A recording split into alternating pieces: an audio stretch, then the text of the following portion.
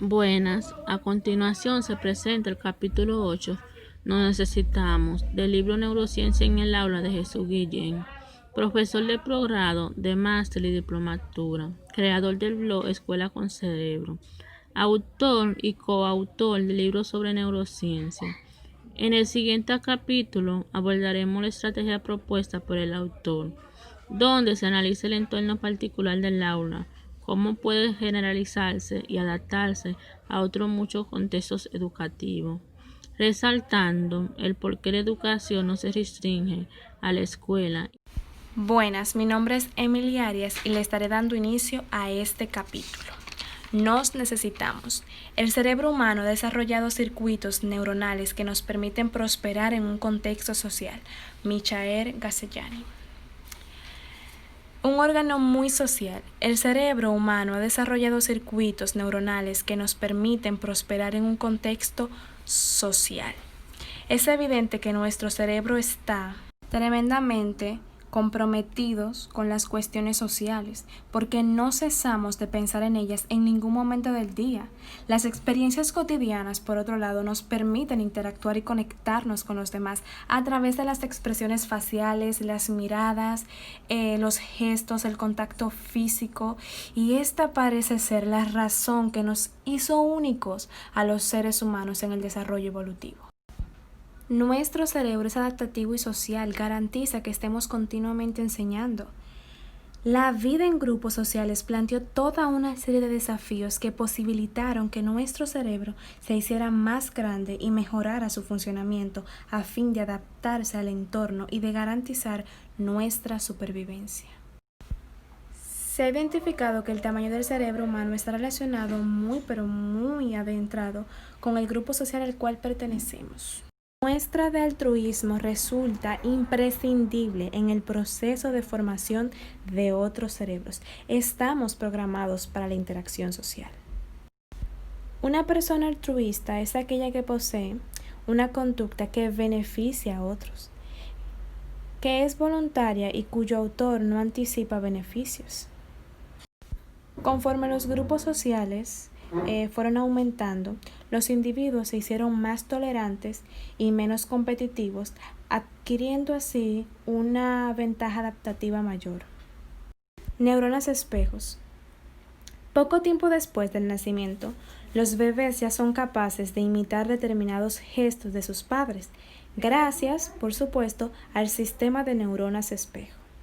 Estas neuronas constituyen el sustrato cerebral de la tendencia automática a imitar que nos caracteriza a los seres humanos y son las que con el tiempo nos permiten correlacionar acciones propias con ajenas y dotarlas de un significado, de manera que podamos entender a los demás. Habilidades intuitivas, comprensión social innata. Existen muchas investigaciones que muestran la capacidad de comprensión social innata de que gozamos los seres humanos, que tiene grandes implicaciones educativas en los primeros años, en los que existe un enorme desarrollo cerebral y donde el niño necesita la ayuda del adulto para poder sobrevivir. A partir del primer año, los niños muestran intención de cooperar. Niños de 1 año ya muestran altruismo, por así decirlo, como mencionábamos anteriormente. No obstante, la socialización moldea el desarrollo de estas tendencias en los niños y cuando llegan a los 3 años se vuelven más selectivos al prestar su ayuda y son más generosos con quienes lo han sido previamente con ellos. Como observábamos en la imagen anterior, la cooperación bajo el escáner, las neuroimágenes han revelado que durante la cooperación se activan regiones del sistema de recompensa cerebral. Por tal razón, los niños suelen ser más selectivos a medida que van creciendo. En el aula. Es una estrategia muy útil en el salón de clases, cuando los docentes somos incapaces de explicar de forma adecuada a un alumno un determinado concepto.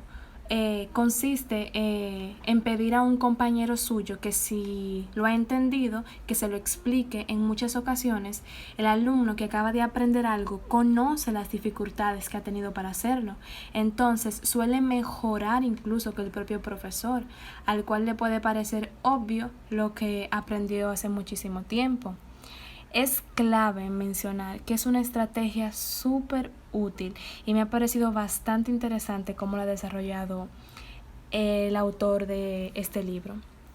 Esta situación en la que los alumnos se convierten en profesores de otros beneficia el aprendizaje de todos ellos y pueden resultar muy útil cuando el alumno con trastorno de aprendizaje o conductuales actúan como tutores de otros alumnos más jóvenes. Como mencionaba la maestra Lourdes en las clases anteriores, es bastante fácil, o por así decirlo, cuando un alumno le explica a otro alumno poder comprender el tema.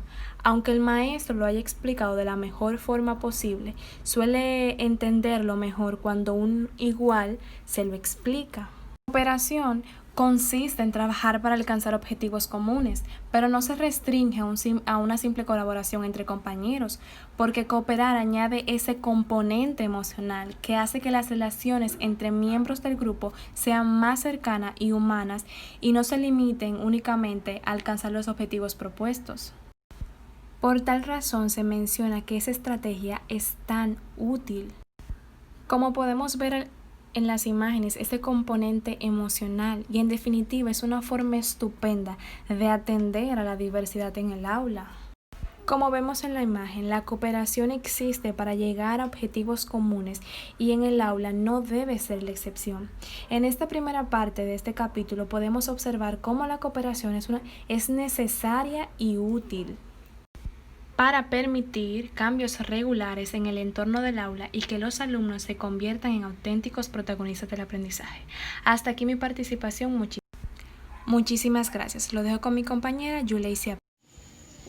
Para llevar a la práctica todo lo expuesto anteriormente, el aprendizaje cooperativo en el aula se ha de realizar dinámicas de grupo que permitan generar un clima favorable y cohesionado para que se fortalezca el sentido de pertenencia de los alumnos al grupo, lo cual garantizará una mayor implicación con la norma del trabajo.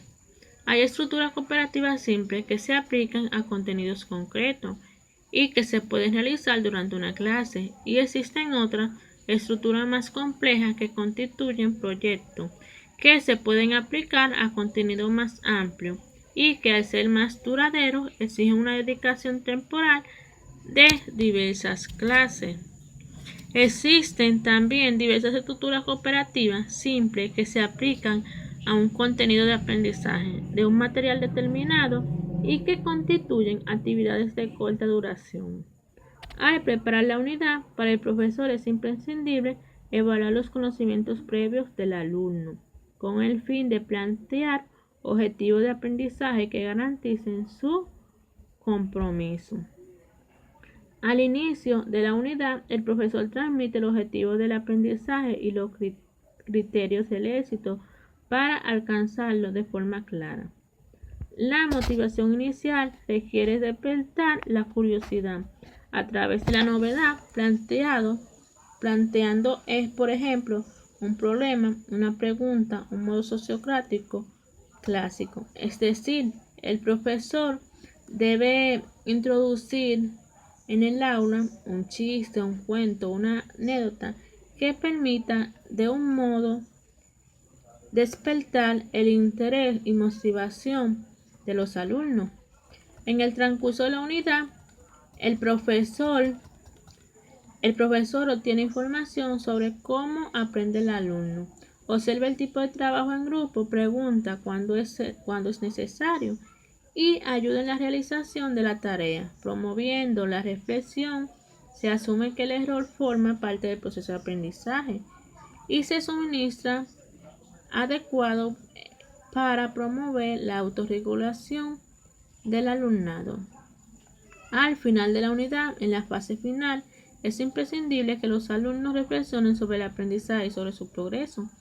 Esto se puede hacer resumiendo las ideas principales trabajadas durante la unidad. El profesor podrá evaluar de este modo si se han cumplido los objetivos iniciales. La tecnología en el aprendizaje cooperativo. Las tecnologías digitales pueden ampliar la comunicación y la forma de colaboración entre los miembros de un equipo y facilitar la adquisición de competencias básicas en los tiempos actuales.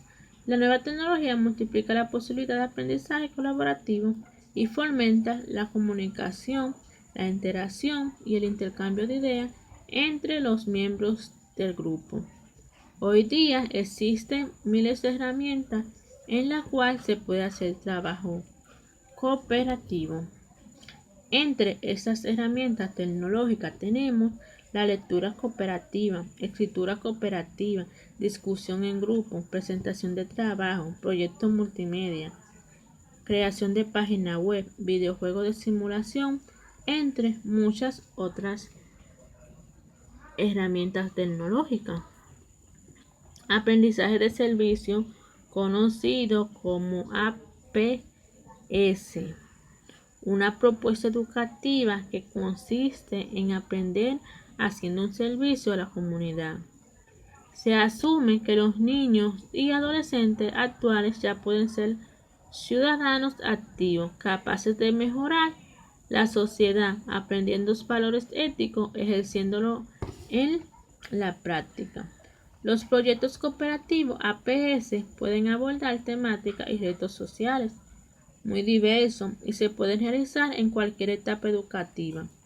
El APS pone de manifiesto el valor en la educación de hacer participar de forma cooperativa a todos los integrantes de la comunidad educativa, junto a la sociedad, debido a la relevancia que tiene el proceso de transformación y mejora de esta. El APS es una metodología pedagógica activa, orientada a la cooperación y al altruismo, que mediante un tratamiento interdisciplinario permite acercar a la escuela a cuestiones socialmente significativas y vincula así la acción en el conocimiento y los valores. De esta forma, los alumnos relacionan aspectos cognitivos y emocionales del aprendizaje, haciendo, reflexionando y sintiéndolo. En una escuela basada en cooperación, todos los miembros forman una comunidad en la que se apoyan mutuamente y en la que son y se sienten importantes. ¿Qué tipo de educación queremos? Desde el enfoque tradicional, que todavía es común en las escuelas actuales, encontramos en el aula clásica distribución de mesa en fila y columna, en donde el profesor es una posición dominante. El enfoque moderno, que está en consonancia con la neuroeducación, fomenta la participación activa del alumno en el proceso de aprendizaje, que es gestionado por el profesor, quien en el aula habla menos, escucha más y por supuesto también aprende. El aprendizaje cooperativo es muy útil porque conlleva beneficios de índole social, psicológico y académico. Favorece la aceptación de la diversidad, lo que genera climas emocionales más positivos en el aula y promueve estrategias de pensamiento analógico y crítico. Según Manfred Spieken, el comportamiento social solo puede aprenderse en una comunidad en la cual y con la cual se puede y se debe actuar. A continuación le presentamos el video de BBVA titulado La docencia establece un puente intelectual y afectivo con otros, de Eduardo Sacheri, donde estaremos dando respuesta a preguntas como ¿qué quiero saber?, que son las cosas verdaderamente importantes para la docencia. Más allá de estas preguntas, seremos capaces de entender y observar que enseñar es un trabajo en el que sentimos, de cierto modo, que hemos mejorado la vida de otros, y esas relaciones que se construyen en el momento del aprendizaje son las que se impregnan aún más y los hacen más significativos. La docencia establece un puente intelectual y afectivo con otros. Eduardo Sacheri. Primera pregunta. ¿Qué yo sé sobre el tema? Es cualquier situación en la que dos o más personas se relacionan, ya sea de manera implícita o explícita. Las interacciones son la base de todos los sistemas sociales complejos, como los grupos o las ciudades, y por ello las personas aprenden un montón de las diversas relaciones afectivas. ¿Qué quiero saber? ¿Cómo se establece el puente intelectual y afectivo con otros? Se establece a partir del contacto, la cooperación, el compartir, la conexión que se tenga con las personas en los diversos contextos en los que se desarrollen. Se logra el puente intelectual y afectivo con otros a través del intercambio voluntario explícito que se produce entre dos o más personas. Durante el mismo, los participantes pueden utilizar el lenguaje para expresar puntos de vista o transmitirse mensajes, pero también pueden realizar el intercambio de manera puramente no verbal, es decir, gestos, miradas, etc. Al analizar el video de Eduardo Sacheri, ¿qué cosa tiene de particular el juego para Eduardo Sacheri? Para él, el juego tiene la particularidad de reproducir la vida en pequeña escala, simplificada. La vida es compleja, contradictoria, confusa. Los juegos no. En los juegos hay unas pocas reglas que cumplir y una metáfora sencillamente. Ganar es vivir y perder es morir. ¿En qué cree Eduardo Sacheri? Él cree que más allá de lo múltiple que resulte hoy en día la noción de educación y de enseñanza y de fuente de educación, quiero decir, hace 100 años, quien te educaba era exclusivamente o casi exclusivamente tu familia y tus profesores. Por último, ¿cuáles son las cosas verdaderamente importantes que todo docente debe saber? Para Eduardo, hoy en día la persona aprende de un montón de fuentes muy diversas y eso podría dar pie a pensar, bueno, tal vez el lugar de quien enseña ha perdido importancia. Hasta aquí nuestra exposición. Muchísimas gracias.